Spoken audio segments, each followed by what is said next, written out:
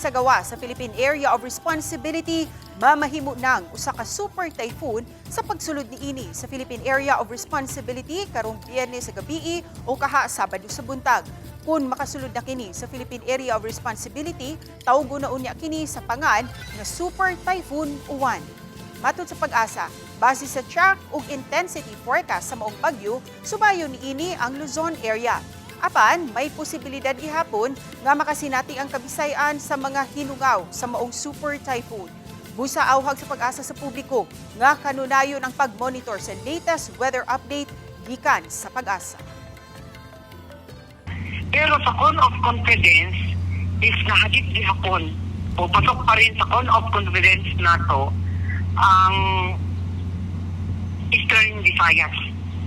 Kanang Northern Samar, Northern Eastern Samar,